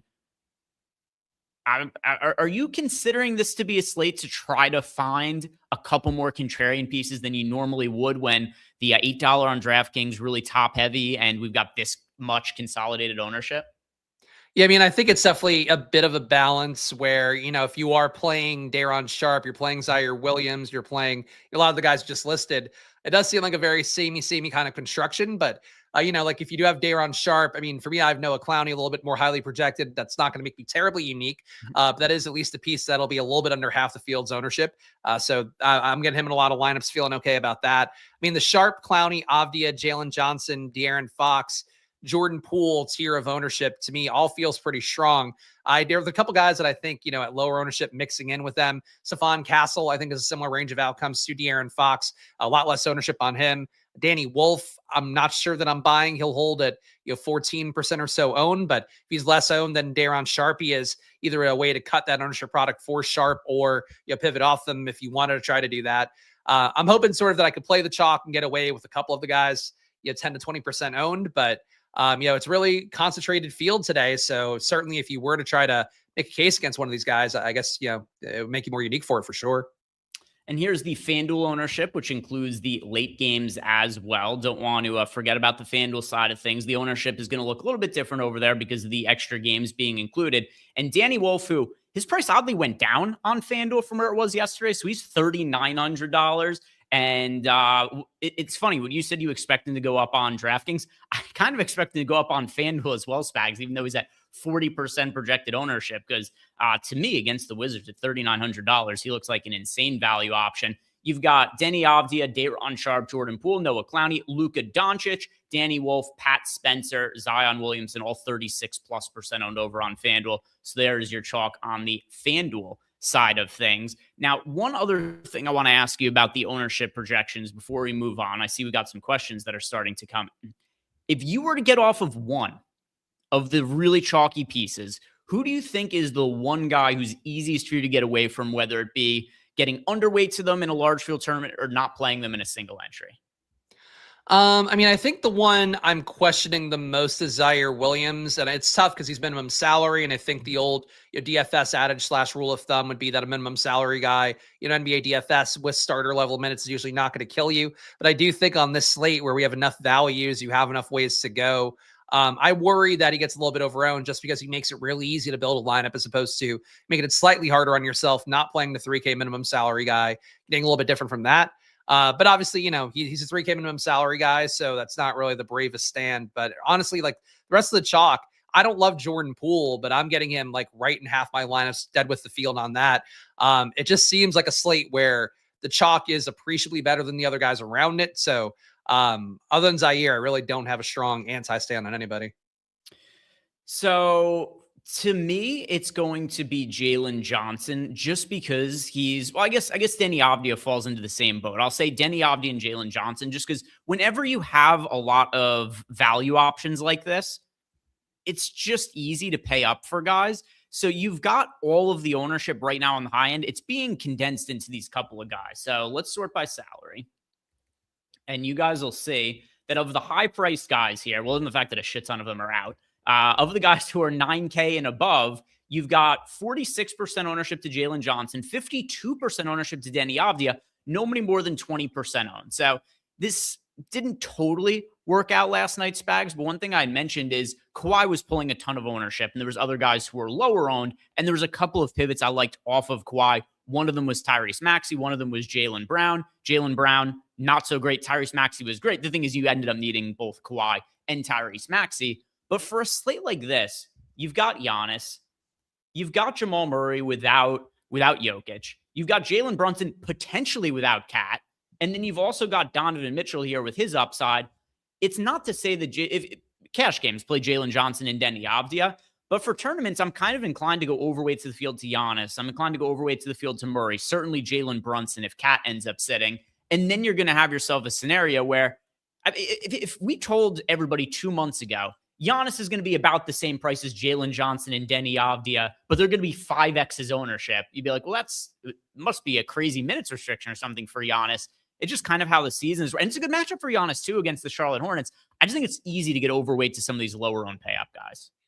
I think that's totally fair. And that's a point that I think you've gotten right on these streams a lot, and it's something too that what always stands out to me when you have really concentrated ownership, when it's a Jokic slate, rest in peace now for the next 4 weeks. But obviously when we have, the slates where he's 50% owned, and it's like, you could just pay for, 2 different 9K guys, an 8K guy, and still build a really nice balanced lineup around that. I think it does stand out for Giannis. I mean, I think what you're hoping for here is you get an outcome kind of like Wemby a couple of games ago, where you got a few extra minutes than was expected. He plays really well per minute. You can get there. The tough part is, like, for me with Avdia for Jalen Johnson, I think these are both pretty good matchups, especially for Avdia, going against the Pelicans team that's equally depleted and certainly nothing to worry about on their side with guys missing on a team. For Jalen Johnson, the rates definitely look better when you take Porzingis off the court as opposed to Trae Young, but I think the totals there for him, the situation with the no Trae doesn't hurt at all, and he really is kind of underpriced for that situation. To me, Giannis kind of feels like Cade did yesterday, where Cade still had that good game, but he got beat out by Maxey, he got beat out by Kawhi. I think that's more how I view Giannis here. But that's also me kind of justifying the fact, like, I'm not getting him, so I'm not going to move it around to get him, but I think he's just kind of in no man's land price-wise, and that's the bet I'm willing to make today. So let's go and start answering some of the questions that we have here. And the first one is coming to us from Coach DFS. And, oh boy, there's somebody I really like. I'm going to cheat a little bit here because Coach DFS said, good pivot off the chalk tonight for under 10% owned. I'm going to give you somebody who's right at 10% owned in Giannis. We've got him. Actually, we just got an ownership update where he's a little bit higher. Oh, no, never mind. Because I have it sorted by FanDuel now because I've been going back and forth. I'm fairly sure that Giannis is like right at 10% on DraftKings. But let's see if I was incorrect on that. I think that was the number, was 10% on Giannis. He's like 10.3, I think. Okay. All right. So I know he said sub 10%. I'm going to cheat a little. I'm going to say Giannis here for all the reasons I just mentioned. So I'm not going to repeat it, but just going to Giannis instead of Denny Avdia or going to Giannis instead of Jalen Johnson, that's a pivot I like for somebody who not sub to 10%, but right at 10%. Yeah, I think for me, LaMelo, I'm getting a little bit above 10%. Paolo, I'm getting a little bit above 10%. These guys, I guess Paolo is technically 13% owned. I think these guys stand out to me as being a little bit underowned. I still think Castle's the one that he really stands out to me as really underowned, even though it's 18%. I don't even know if he's going to get to 18. And I think people will play Fox more. I get it with the price tag. But those three, Castle, LaMelo, and Paolo, I like that price tier. And I think they're all a little bit underowned. The next question we have is from Elder. He wants to know, name 2 plays in the 888, but it can't be Day'Ron Sharpe. One who is probably a sneaky. Okay, wait. Name 2. Okay, I see. So he wants 2 parts here. 2 guys who we would consider must play if you're playing one lineup in the 888 spags, but one of them cannot be Day'Ron Sharpe. So must plays, but can't be Day'Ron Sharpe. Which direction would you go if you have to lock in 2 guys?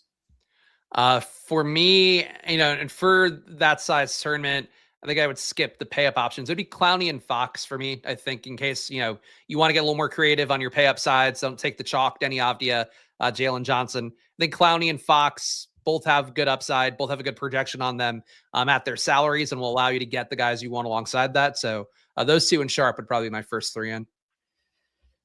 Let's see. So one of them can't be Day'Ron Sharpe. I'll say Zaire Williams is one of them. Going to be super popular, but I do think that it is warranted, especially in a smaller field sort of contest there. And then, he's not a must play, but for a sneaky play, I'll say Giannis again. I'm going to sound a little repetitive on that, but it's my answer. And for the other one, it's always hard to call somebody a must play. I'll say De'Aaron Fox, 7K without Wemby.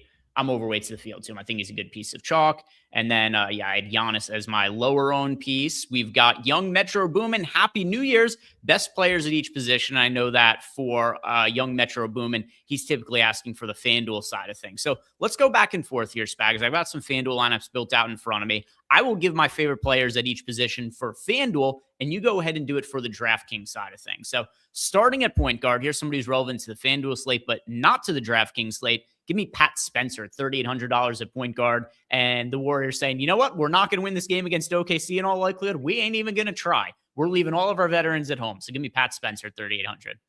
Yeah, OKC has to lead the league in teams that have just like completely called off the game against them. I feel like they're at least 5 to 10 at this point where they've totally phoned it in against them. But yeah, that one makes sense for FanDuel. For me on DraftKings, Avdia or Fox. Let's go Fox. I think Fox with the salary being cheaper. And like Greg mentioned, there are sort of pivot points you can make to Avdia. For Fox, there really isn't a pivot at 7K. At point guard specifically. So I think Fox would be the point guard. All right, over at the shooting guard spot on FanDuel, I will go with a little bit of a lower owned option in Jordan Poole's the guy who shows up the most in lineups for me, but he's also really popular and about in line with the field. Here's somebody who also is popular, but is pulling a little bit less ownership. Jamal Murray at $9,100. I'm still not sure he's going to be able to handle the massive workload that is going to be required of him over the course of the next month. It was something Eric and I talked about the other day in terms of, is he going to be able to stay healthy? What is he going to look like a couple weeks from now after he's playing, upper 30s minutes with super high usage, sans Jokic every day? But at least for the first few games where he's going to be at least a little bit fresher and hasn't been worn down by the grind as much, I'm really interested to see what Jamal Murray does. And I think he has potential for his price tag to go up. So Jamal Murray. Yeah, shooting guard on DraftKings. I think Poole would be the sort of obvious choice. Half the field's going to be there. If you want to go lower owned and go where I'm going to be a little bit more, Stephon Castle at shooting guard. Small forward, Danny Wolf. He's projected for a lot of ownership, but I think his ownership projection could be even higher. Yeah, small forward. I'll go with the stochastic sim favorite. I think Zaire Williams at minimum salary comes up in 65% of the top 150 there. I think that's one way. Hard to argue minimum salary guy. Power forward Giannis for me, who is not quite as low owned on FanDuel, but still not super highly owned. He is a 15% owned over on FanDuel. I like getting overweight to him as a contrarian option. Won't go over the reasons anymore.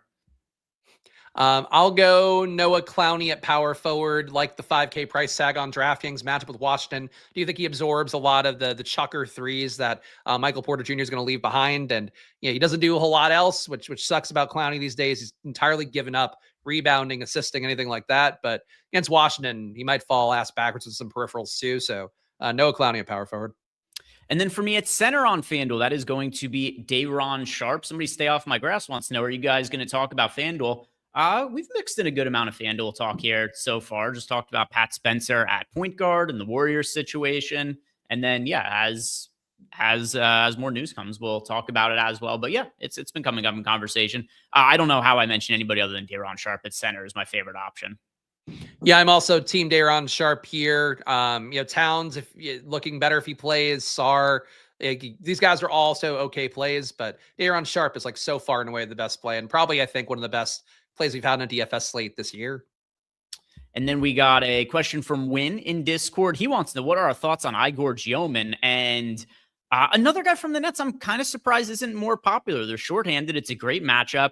Gioman has been a pretty decent fantasy producer so far this year, and you have to think he's going to be getting even more as far as his workload goes. You look at our projection on him. We got him as a slightly over 1 fantasy point per minute guy. He's only $4,600. We have him in for 28 minutes. I think there's potential for him to play beyond that playing time as well, considering who's active for the Nets. At, 13% ownership right now? I like being overweight to Gioman as a tournament option. Yeah, Gioman I'm not getting to, but he's really the one that spooks me the most to not have on the net side, because he really does have like triple-double upside, I think, if the situation breaks the right way. And going to go against Washington, pace up spot against the bad defense, that is where you could find the ceiling being hit a little more easily. So I think Gioman's interesting. I'm definitely more the Clowney, Wolf, Sharpe tier of guys, and and Zaire to a decent extent. But Gioman, I feel like, is getting forgotten ownership wise. He and Terrence Mann both. Like, Mann has a ceiling too. I don't think we've seen it very often this year, but those guys are like your Nets that if they go off, nobody's going to be on it.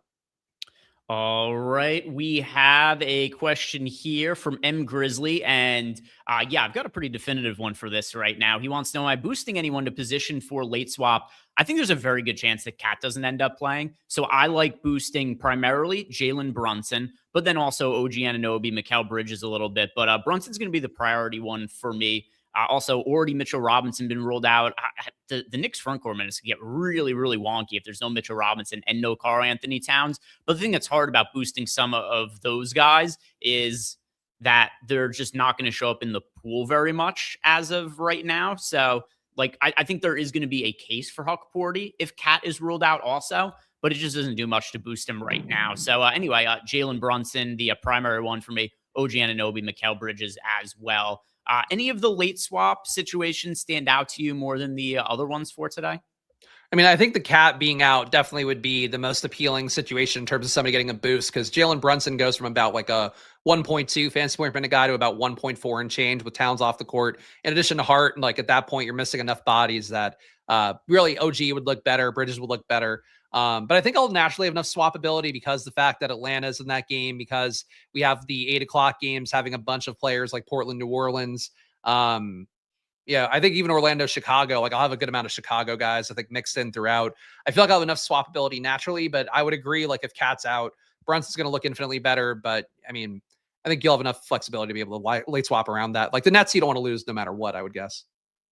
All right, we've got another question here. This one is from Carson. He says, on a slate like this where you're trying to get different with spend ups, would you recommend boosting lower owned guys or docking the higher owned guys with ROI boost? I personally usually end up doing a positive ROI boost to the guys who I want to get to, because if I just give a negative ROI boost to the guys who are really popular, that'll just limit them in lineups. But sometimes also that'll make it so maybe like the value options don't show up as much.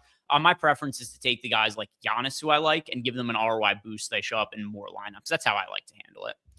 Yeah, I make my own projections, so I sort of naturally get that kind of weighted against stochastic stuff. But, definitely I think, boosting ROIs, if you really want to just select players from the filters as well, I think that's one way to get some guys if they're not coming up a lot naturally. But I think the Sims do generally a good job of giving you a portfolio that will hopefully get your guys enough. All right, let's see what else we have here from Discord. I thought there might have been one more question. If not, we'll go into, oh, here we go. Yeah. Win wants to know OG and Schroeder or Joman and Sar. Do I think that Cat sits? And then he says that he is questionable. Yeah. I'm aware that Cat's questionable. I do not think that Cat is going to, not like definitively. Usually when guys are questionable with an illness, if they're late day downgrades, I feel pretty confident they're going to sit. But he was an early downgrade, so that was how he was feeling this morning. So it's not like for sure that I think he's going to be out, but I do think he's more likely to sit than play. As far as your combination there, I guess Joman and Sar over on Anunoby and Schroeder for me. Yeah, I think Schroeder is really the one holding that one back. If you got Cat out, Anunoby a little more playable, but I think the Schroeder would still not be ideal there. So yeah, I'd go the Joman side. And then Sally Sal wants to know favorite center for today. I mean, Day'Ron Sharpe.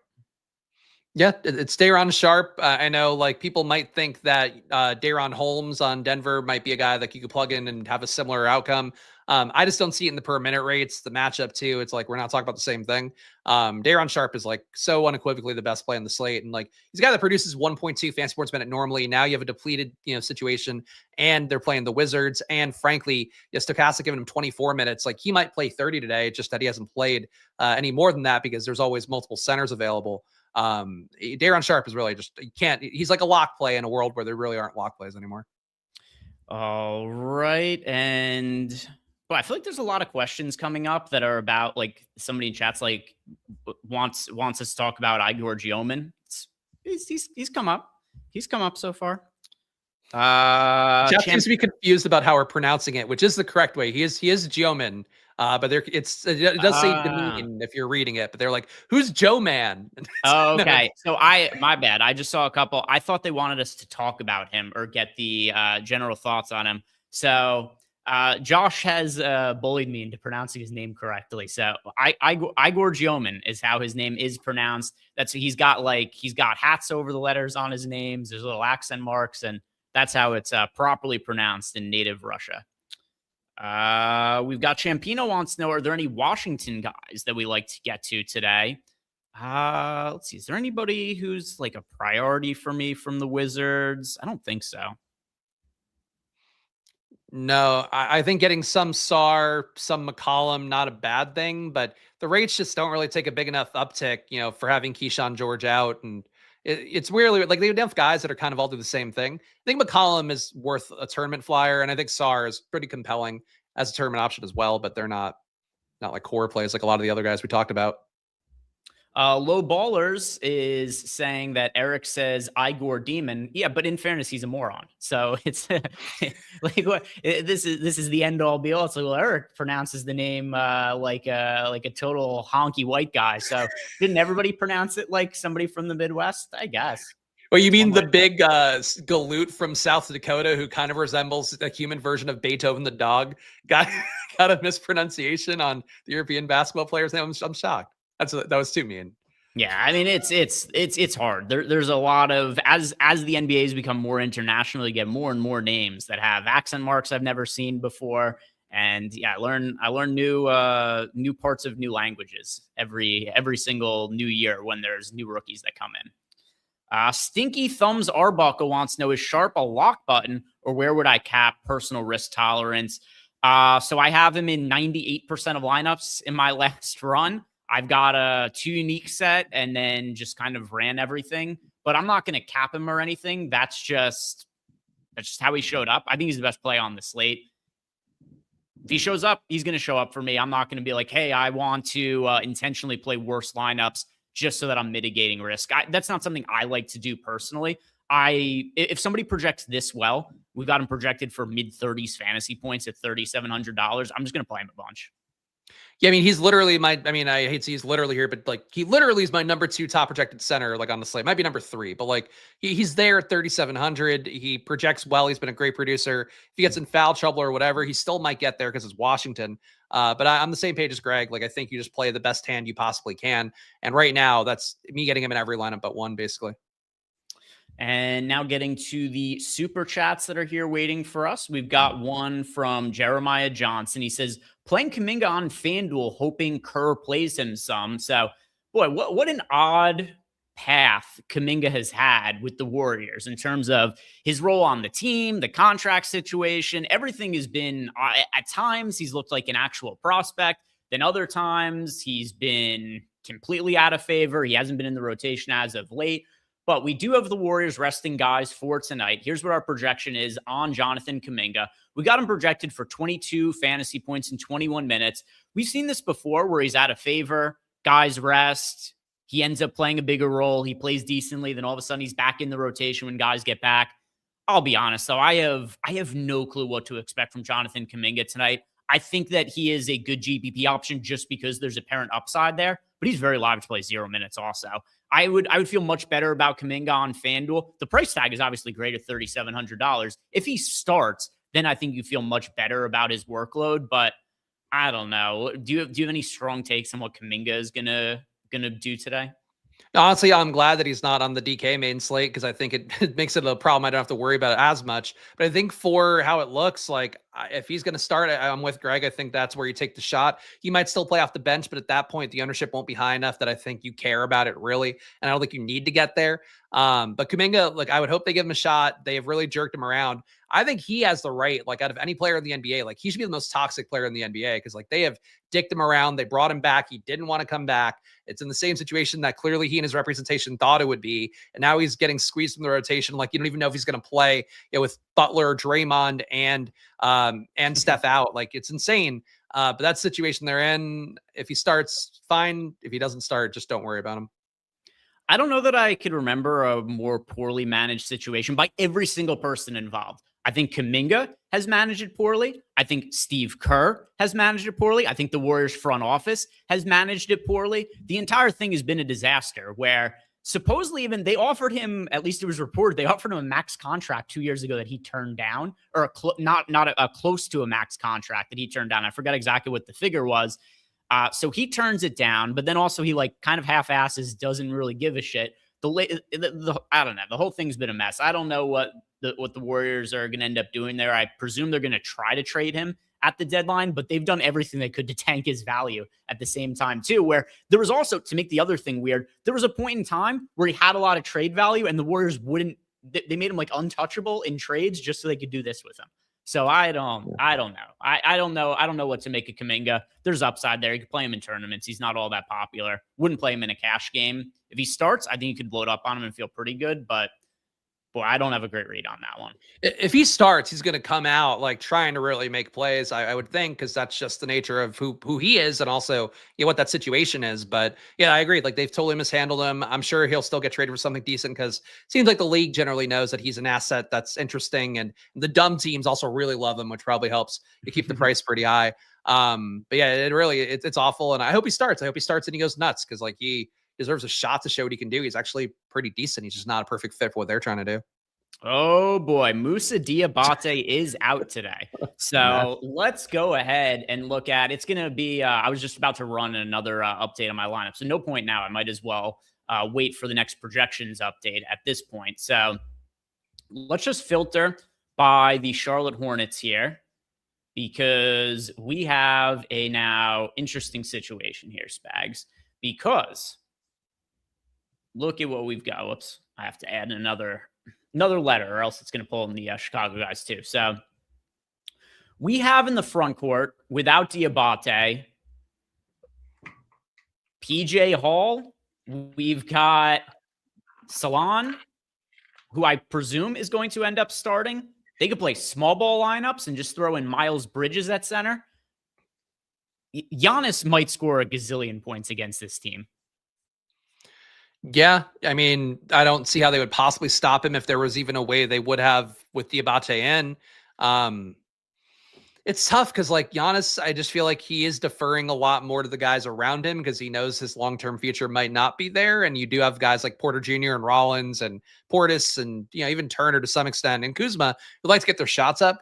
But yeah, like you're right. Like it really does have an impact on both sides where I think you're going to get the Tijan Salon start. He's not a great producer. You get PJ Hall off the bench, but he's not going to play a lot of minutes. Kind of seems like they've already decided they don't like playing him a ton. Not a big winner here for Charlotte, unfortunately. Like I like Diabate a lot when he was filling in for those guys, but now that they're all out, it's just kind of a mess. What's your best guess for who starts? I would think Salon. And you're not interested in him if he I know super shitty fantasy producer, 0.74 fantasy points per minute, but I mean he's live to play over 30 minutes. I mean he's at on the year 0.9. He's at up to 0.91 fantasy points per minute. I'm still thinking of last year Salon. He's played a little bit better this year. Milwaukee's not the best matchup in the world. But yeah, Salon, and he's power forward too. Helps that he's not center only. Yeah, you can maybe talk me into Salon. I don't think he's as good as a lot of the Brooklyn guys, but he'll get closer. Yeah, certainly not somebody to like jam or be a chalk option or anything, but somebody who, if he starts, is going to end up being in lineups for me just because I look at this team and I try to figure out where the front court minutes are going to. And, we just went over the guys before. Outside of PJ Hall, outside of Salon, there's really not that much happening here. I'm really interested to see what we end up doing with minutes. I think it's rich on projections today. He's got his work cut out for him with this nonsense Charlotte Hornets front court. Let's see if it's updated. Not quite yet. Sure, a couple more minutes and we'll get that. So let's see what we have for super chats. We'll answer these. And then probably by the time we're done with these questions, the projections will be updated. Our guy Sam Van Dam has got a 2v2 question for us. It is Brunson and Holmes. And Fox and Klingon. So let's see. What part of this is going to depend on too is, well, I don't really like Klingon all that much for this slate. A big portion of this is going to be, is Cat out? If Cat is out, the answer is pretty clearly Brunson and Holmes. I'll say going into lock, Brunson and Holmes. Yeah, if Cat's out, that's smash for Brunson and Holmes. Right now, honestly, it still might be Brunson and Holmes, but they're both pretty close. I don't mind Klingon as much as you do. I think it's a good matchup for him, but Brunson and Holmes definitely, I think, appeals to me on both sides, whether Cat's in or out. Yeah, the big factor for me with Klingon is that center $6,400. I don't look at the price point and be like, oh, $6,400. He's way overpriced or anything like that. It's just there's so many guys that I like that I could roster at the center position. Like I want to play, Day'Ron Sharpe is taking up a ton of exposure for both of us. And then you've got just one potential center left. Klingon's okay, but there's just other guys I prefer. Actually, in that price range, like I prefer getting to Sar on the other side of the Nets game as well over Klingon for just $400 more. You've got Vooch at $7,100. Danny Wolf is center eligibility. I'm not going to say he's like unplayable. There's just other guys I prefer. So I'm going to go with the first combination. Smoothie, Holmes or Wolf for DraftKings? I prefer Wolf. I think I have Holmes a little bit higher, but I like Wolf's positionality a little bit better. I'd go Wolf as well. It's just crazy that Day'Ron Holmes is like a non-factor on the slate. I feel like 99% of other slates, we would have been like debating him and like, oh, do you go up? Like, is he worth it? With the price tag being high, and he's like a total non-factor. But I think, Wolf is still the better play. Yeah, that is going to be Wolf for me. We've got Jason LaPlante. Give me your thoughts on Caleb Love or Poole. Poole for me. Yeah, I don't even think that's close. So, yeah, I'm not a big Poole fan, but like he's much chalkier for a reason. Yeah, I mean, look at the difference we have in projections on them. We have Poole for 33 fantasy points, and we've got Love for 27 fantasy points. So it's a pretty substantial gap there. 6+ fantasy points. Jordan Poole for me. Langston Cole, last two in, Giannis and Paolo Banchero or Jalen Johnson and Deni Avdija.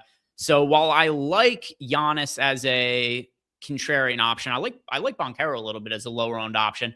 It kind of depends who the rest of your lineup is. Like if you're playing all of the chalk value options with Jalen Johnson and Deni Avdija, great cash game lineup, but you're competing with the same lineup a ton of times in a large field GPP. So a little bit more context is needed, but for tournaments, I'm going to say Giannis and Banchero. For cash games, Jalen Johnson and Deni Avdija. Yeah, like I absolutely agree. Like Jalen Johnson and Deni Avdija are the better plays, but if you're doing a large field tournament and you have all the chalk, like Giannis and Paolo is actually a very nice pivot off of Jalen Johnson and Deni. So I don't think you're going to go wrong on either side, but you're definitely more game theory minded going the Giannis side of that. Next super chat we have here, it is Bears fan, both Darren's on FanDuel. So it's Day'Ron spelled wrong, spelled as Darren Holmes and Day'Ron Sharpe. That's their white versions. Just Darren, your neighbor. Wait, is it not Day'Ron Holmes? I thought he was a Day'Ron too.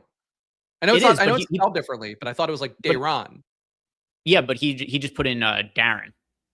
Oh yeah, no, I get it. But like, just to confirm though, like, is it Day'Ron? Like he is Day'Ron, right? Holmes? I think so, because it's D-A and then it's capital R. Right. I guess it could be Darren. Darren. Either way, either way, it's not both Darrens. No. Yeah. Day'Ron's got the Y and like an apostrophe in there too, right? Yeah, he's got all. He doesn't have the Igor Joman accent mark. He should add that. That's going to be the future of basketball. Is one guy who's got an apostrophe. He's got some sort of accent mark over every letter in his name. It'll be like 30 letters long. It's going to be sick. But yeah, I think both of them are good options. Yeah, Day'Ron also. Yeah, I think both are good plays. I support all the Day'Rons, and chat too is like freaking out over Micah Potter starting, which he's playing decently out this year, but. Does Micah Potter really move anything to slate, even with him starting? I don't know. Let's see, what do we have him projected as a points per minute guy? He is starting at center today for the Pacers. So here's going to be the big issue. Look at what we have as his fantasy point per minute projection, Spags, 0.65. He's $3,600. So at 0.65 fantasy points per minute, if you put him in for 35 minutes, he still doesn't even project all that well he's still not going to project all that well with our rates for him. Yeah, that's about the same page I'm at. Yeah, just not a good enough fantasy producer. Amy, give her our tier picks. Yes. All right, let's pull up DraftKings tiers. And by the time that we're done with this, the ownership should be updated, and we'll circle back to what's the Nets starting lineup. Nets are starting Joman, Mann, Wolf, Clowney, Sharp. All right, cool. Sharp. There have been times where Sharp is projected to be massively popular, and the Nets just didn't start him. So it's good to get that confirmation that he's starting. I'll rattle off tiers here really quick, Spags. I won't even get your input. I'll just get through this one pretty quickly. All right, so 4 tiers. In tier 1, that is going to be, I could go contrarian and get Giannis in tier 1. So I'll go Giannis for tier 1. Tier 2, need a little bit more information because Cat is questionable, but I'll say Brunson for now. Tier 3, this is going to be Zion Williamson for me. Tier 4, that is going to be Stephon Castle. Tier 5, De'Aaron Fox. And then finally, tier 6, I'll go with Alex Sarr in tier 6. Amy, thank you very much for the super chat. Good luck with your tiers lineups for today. Also, if you guys are ever using the stochastic data, probably the best way that you could build out some tiers lineups, just go into the data hub, comparing some player projections and the ownership and kind of get an idea of, all right, what might the field do in terms of who's popular overall on the slate, who projects better. And if you do want to sign up for any of our packages, the links to sign up are down below in the YouTube description box. So that is a way that we kind of indirectly support tiers.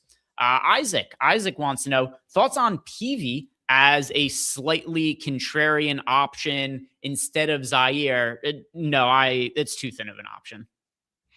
Yeah, PV doesn't do a whole lot out there. I mean, Zaire is going to come down a little bit for not starting, I assume, but you might not even need the pivot if Zaire's ownership comes down. Yeah, and we've got PV. Like, look at our projection on PV: 12 fantasy points and 0.69 fantasy points per minute. It's just not enough. Just not enough. It also, kind of like what I said about Potter before, you have to give PV like 35 minutes for him to project decently. And even then, he's not going to come out better than a lot of the other value options we have on the slate. I'm really interested to see what the ownership is on Zaire Williams. I'm stunned he isn't starting, especially because he just played so well the other day. The Nets are really going out of their way to not win this basketball game. But I mean, whatever. I guess Zaire Williams isn't necessarily guaranteeing any sort of victories for any team. But I mean, he was their best player the other day. It feels deliberate. Like, it feels like this is for slightly better lottery odds against a divisional opponent who is going to be in a similar boat. It's weird, but whatever. We've got Brandon Hurt wants to know Noah Clowney or Jalen Smith. I prefer Clowney. I also prefer Clowney. Jalen Smith getting priced up a lot, but Clowney, I think there's just too much opportunity and the matchup's too good for the spot with just missing too many guys. Mamson Sanson Calzone on the $8 DK GPP. What players would I build around? So for sure, some of the chalk options, right? In terms of guys that are going to be really difficult to get away from, Daron Sharp is certainly one of them. Then also De'Aaron Fox, another chalk option I'm going to have a lot of as a lesser owned guy. I mentioned Giannis as somebody who I like a lot if you're looking for a lower owned guy who I think is a really strong option. Any other guys who are real core plays for you that you want to add to the mix? I mean, Clowney, definitely one of those guys for me in that kind of mix. I would say in terms of Fox, either in addition to or in lieu of, I think Stephon Castle is an interesting play on the slate too, as I've said a few times, but I think that's mostly the core. Trey Jones, I also like as a lower price pivot. I think on another slate, Trey Jones would be like mega chalk, and on this slate, he's completely forgotten, but he still is in a good situation. The price tag's not crazy. Christopher wants to know what archetype should be used for the Friday 8s. I do for the $5 and the $8 150. I do in between marquee and low stakes. I found that it's a little bit softer of field. So that's what I do specifically for that contest when it's run. That or when they run it as the $5. Pierre, thoughts on Luka amongst top salary picks for FanDuel? Yeah, I think that Luka is a very strong pay-up option over on FanDuel. He's also very popular. He's pulling close to 50% ownership. So certainly warrant to just be aware of how popular he's going to be. But yeah, Luka's a great spend-up option today. All right, we are all caught up on Super Chats. Let's circle back here and let's see if our projections are now updated for the Nets. But I'm not sure if it caught like everything that occurred, but it definitely got some of the stuff. All right, so let's search Zaire. Yeah, so it's not updated for the Nets because we still have him tagged as a projected starter. So we'll circle back to the Nets, but let's first look at the Charlotte Hornets because the Hornets, they will be updated by now. What Godspeed, Rich. What an impossible task he has tonight. No easy starts of the new year either with both these slates, really. Yeah. Oh, we just got to get the data guys geared up for Week 18 of NFL as half the league got rolled out today. This is good. This is a good test run for them. All right, so here's what we ended up doing on projections for Charlotte. So we have here. We ended up projecting PJ Hall to start. All right, so PJ Hall we put in for 21 minutes, and then we got Salon in for 24 minutes. That makes neither of them look all that good. I'm cool with that's the case. If they go PJ Hall and neither of them project all that well, that's more than okay with me, Spags. Yeah, I still think Salon starts. Like he's been the first guy coming in for Diabate enough times lately that I think they view him as like the fulcrum kind of big man defensive piece. But yeah, I agree. Like if you put both of these guys in there, getting a minutes uptick around 21 to 24 minutes, they both just look like nothing. I mean, they're not even the tier of the Nets in that situation. Yeah, if it's going to be PJ Hall starting, especially with all the depth at the center position, then probably not somebody who I'm going to be playing at all. Probably going to be in 0% of lineups, like at most 2-3% coming out of the Sims. But that would also mean Salon kind of falls by the wayside for me. With that said, I do agree with you. I think Salon is going to be the starter. Yeah, definitely. You could go either way, but that'd be my guess. But who knows? Maybe they decide they think they need more size against Giannis, as if it's going to make a difference. Like Salon or PJ Hall is like that's the Giannis stopper. I don't think that's going to be the case. Probably not much Giannis stopping will be had today. No. Do you remember the myth? It was like, there's only one man who could stop Steph Curry. It's Matthew Dellavedova, which was certainly not the case. It was Steph Curry like one mediocre shooting game in the playoffs, and it's like, oh, that's the Steph Curry stopper. Yeah, I shout out all those guys because I feel like that's almost the agency in the work where it's like, oh yeah, this guy, he's a stopper for him. That's the reason he's getting paid. It's not that he got lucky one game. Could be. Yeah, I would actually be interested to go back and look at some of the stats from that final series, but that'll have to be for another time with just 13 minutes left in the show. DC, do you like Trey Johnson on DK at $4,400? Not really. If you're playing one lineup, I don't play Trey Johnson in it. Are you getting to him at all? No, I mean, he hasn't really been a guy for me lately. I mean, I know people in my Discord liked him, and it's like he played well a couple games ago with Middleton out as well. There's theoretical opportunity with him starting, but it's not. He's not producing enough. He needs like probably 3 more guys to be out to really feel anywhere as close to as good as some of the plays we have as value on the slate. All right, here we go. We've got a projections update, and let's see what the Nets are looking like now, Spags. This could be literally anything. I am most interested to see how many minutes we have Zaire in for now. So we have now got, let's see. So we have well, wait, this is weird. Danny Wolf is starting. He's not showing up as, either way, the projections are updated. The starting lineup tags are showing up a little wonky in here. But anyway, Danny Wolf is starting. Zaire's coming off the bench. Our projections do indicate it if he has the starting tag. So we gave 23 minutes to Zaire Williams. That gets him to 19.7 fantasy points. His ownership has come all the way down to 7%.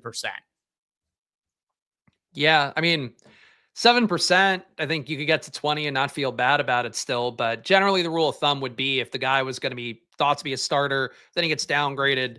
You probably don't want to play him anywhere near the field anyway. I think 7 to 15 feels like more than enough, Zaire, if you want to chase that dragon.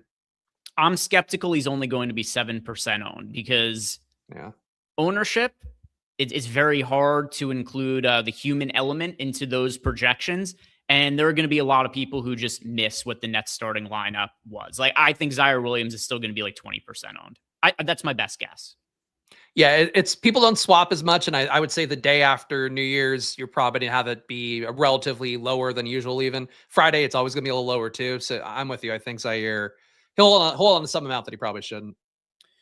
As far as the other Nets guys, Sharp still super popular, 80% owned. Clowney, 44% owned. We've got Joman, 15%. Danny Wolf, 28%. Anything else that stands out to you about the updated projections for the Nets? No, I mean, I think it definitely gives these guys a more clearly defined group of tiers. Obviously, getting Sharp starting, I feel even better about his potential to put up here. I mean, I think he can get to high 20s minutes, maybe a shot at getting to 30 plus at that point. I think he'd be really unfadable. But all the guys that looked good before, to me, still look good now. All the guys looked under owned before, in particular, Dealman and Mann, they're still under owned and certainly are pivot points, but the Sharp, Wolf, Clowney part of it, I'm going to die on that hill for sure. Are there any lower owned guys that you like from the Nets? Because the ownership is not quite as concentrated as it was before, just because you got Williams coming off the bench. And while I said that I still think that he is going to pull, some ownership, he's not going to be nearly what he was projected to be before, because the Sharp players are going to be pulling him out of lineups. Yeah, I think it's tough to love the contrarian options here because none of them are starting, so you're not really getting anything that great. I mean, I guess for Mann, he's really contrarian at 3%, so that's wrong. He's not been a great producer this year, 0.72 fantasy points a minute, but accounting for who's not available today in the matchup, I only have him at 0.83. I'm not going to force Mann in, but I do think at 3%, his cross-category abilities, he gets steals. He can really score situational lines. He just hasn't done it all this year. I feel like Mann's the one that I'm the most worried about, but they're all good plays. It's just the top three are better plays. All right. I'm running the Sims for what I assume, well, hopefully at least, is the final time prior to lock.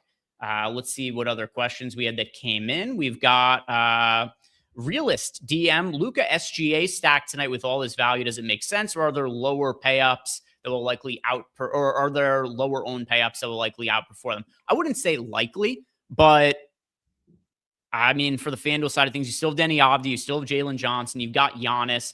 Giannis is my preferred low owned guy to get to over on FanDuel.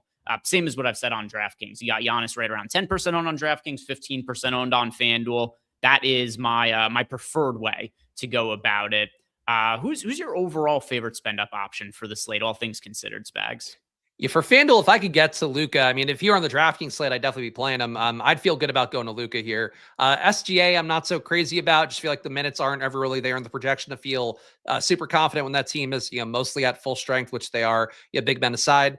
But Luka, I'd be okay with. I agree with you though that Giannis definitely has appeal on FanDuel. I mean, he does on DraftKings too, but I think he has a little bit more on FanDuel. We've got a super chat from Balmer24. He's got Joman, Sharp, and Zion. Last man in for DraftKings, Poole or Clowney. I'll take Poole over Clowney in just a 1v1. Man. Both good options. I like Clowney more, but they're both very chalky, and they both are very chalky for a reason. All right, that's got us caught up on super chats. Let me go into Discord and see what questions we have waiting there for us, which I'm sure a bunch of them have come in over the course of the last few minutes. We've got Cream on FanDuel. What do you run the $6 at? Do you leave it at Marquee? For FanDuel, I leave it at Marquee. DraftKings for the lower $150 max, I usually do between Marquee and low stakes. Tie Fighter, thoughts on John Morant at $7,500 on FanDuel. Other guys that I prefer, but I still think this is a good buy low spot for John Morant. I think that he's a perfectly fine option. Just other guys that it's a stars and scrubs slate that kind of makes it hard to get to some of those mid-price guys. Do you have any John Morant opinions, Spags? I do feel like I had him on the last slate that he was on DraftKings, and he was on my lower owned plays. And watching that game, I felt like he looked the most like John Morant that I've seen this year. I was surprised to see him be full go, really going hard at it. Yeah, that doesn't mean it's going to happen game to game. All it takes is the coach critiquing him slightly, and he'll be really demotivated again. But I think the price tag looks good. The minutes look good. The usage is looking good again. I think it's a good time to buy in a John Morant, so I don't mind that, especially on FanDuel where you can play him. The Black Mamba, how do I want to handle Zaire's ownership? When I ran the contest generator, here's the settings I have it on. Like I said, I have it in between marquee and low stakes. And then I also gave a couple of up arrows to Zaire Williams, just assuming he comes in higher owned than our ownership projections. So that's what I did to make my pool what I feel is going to be a little bit more accurate to what the field is going to be doing. Einsteinium, any interest in CJ McCollum? I do not have McCollum exposure. Do you, Spags? I think I remember you being a McCollum guy at one point. Yeah, I was getting like 5% McCollum, maybe 10. Where I'm at right now, I'm rerunning stuff. Not sure I'm going to get much more than that, but I do think he's a nice tournament option. I'm getting a little more SAR than McCollum, but I think with how much nets you're getting, it's always a reasonable thing to consider one of the higher usage guys on the other side. And I do think SAR and McCollum gained the most from having Keyshawn George out. All right, let's see. How's everything looking in your lineup so far? I'm good. I just have to export stuff when this finishes. Yeah, I'm just kind of making sure that I don't have any unwanted exposures or anything. But everything so far is looking okay. Anything that you ended up getting on your final run that was different than you expected or anticipated coming into the slate? I'm now just 100% on Day'Ron Sharp, so not even getting him out of one or two lineups like I thought I would. Clowney 70%, Avdia 65, Poole 55, Fox 50. It's not far off from what I thought it would be, but nothing. All the stuff moving around didn't really give me any. I feel like the lineups all look the same before all these guys got ruled out. Einstein wants to know, is Trey Jones a good pivot off of Poole? I have 20% of Trey Jones. I think he's in play. What time does that game start though? That is all right. Yeah. So that's not one of the first games to start on the slate. Yeah.